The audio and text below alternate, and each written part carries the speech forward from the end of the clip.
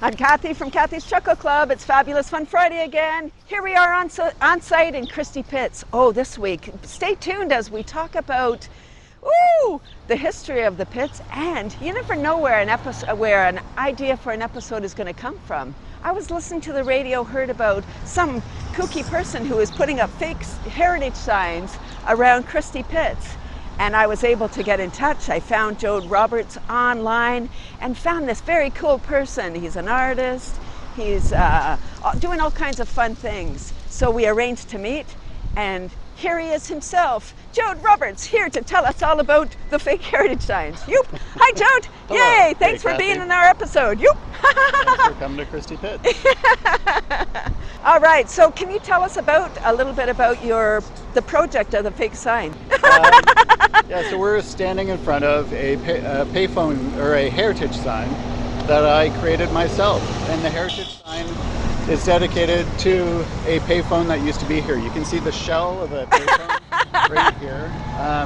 So there have been payphones here over time, but as folks may have noticed, there's a lot of folks with cell phones. I don't know why I'm doing this, but rather than using a payphone that you would insert coins into for your younger audience, instead now we all have cell phones, and the need for payphones has gone down. And quietly in the background, payphones used to be ubiquitous. They used to be on street corners throughout, the city of Toronto and across Canada, and now they're disappearing.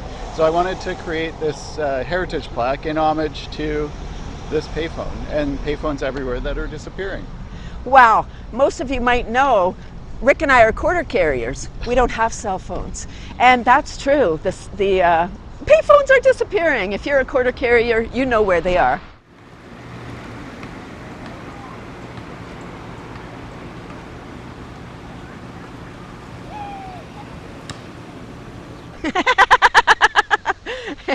All right, tell us about the next one.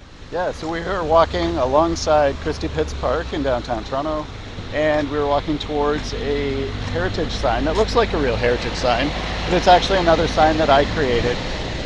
This one is in homage of Rose the wild turkey. So believe it or not, this is a very urban neighborhood, Christie Pits, right downtown Toronto, and you don't often see a wild turkey in the neighborhood, but Rose the wild turkey showed up sometime in 2018 and lasted through several seasons. So she was a local celebrity, and in the plaque we note that her other names were Giblet, Christie, Tom, and Murray, which are all male names, or could be male names, because people don't know the difference between a hen, a female turkey, and a male turkey. But the female turkey, like Rose, has this little red thing under her cheek, under her chin. So she was definitely a female turkey. She disappeared sometime in 2019, and I thought, why not make a heritage plaque to Rose the wild turkey, the lone wild turkey that made it all the way back to Toronto, after most wild turkeys in Ontario disappeared around 1900. Wow, that's so clever. Woo! Well, let's go see now. Okay, thanks. Tribute to Rose. See you, Rose. Let's go.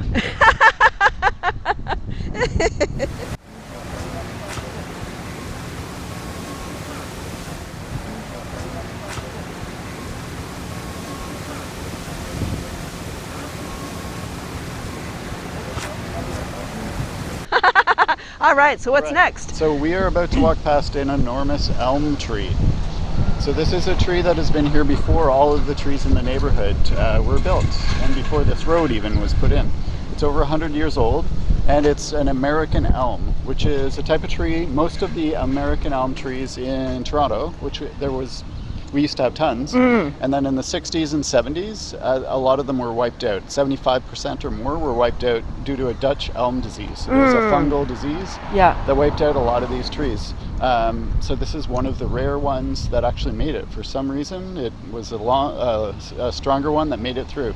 So this here is a heritage plaque dedicated to this elm tree and all the missing elm trees, like the 75% we lost in the 70s and 80s. Wow, over 100 years old. Yeah. That's amazing. Wow. Look at how massive it is. It is massive. Do you know what the circumference is of the... No, but if you and I tried to give it a hug, we'd need 2 other people. Okay. Wow, so 4 people to hug that tree. That's how big the circumference is. Yeah, we need a lot of tree huggers. Well, thankfully we're on the whatever we're growing as a group. All right, so on to the paper box. All right, newspaper box, here we come.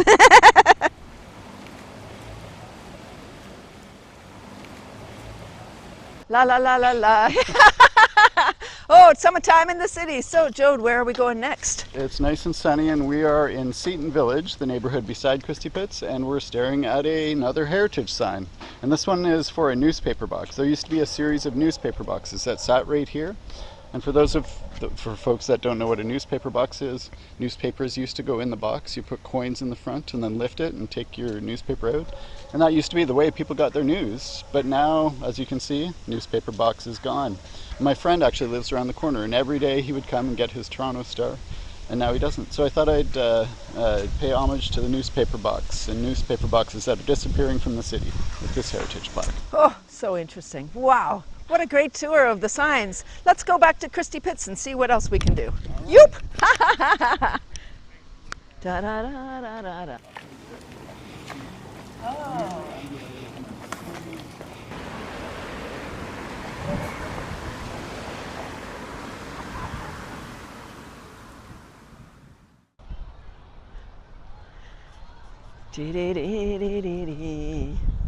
Whoop. Wow, here we are in the baseball diamond of Christie Pits.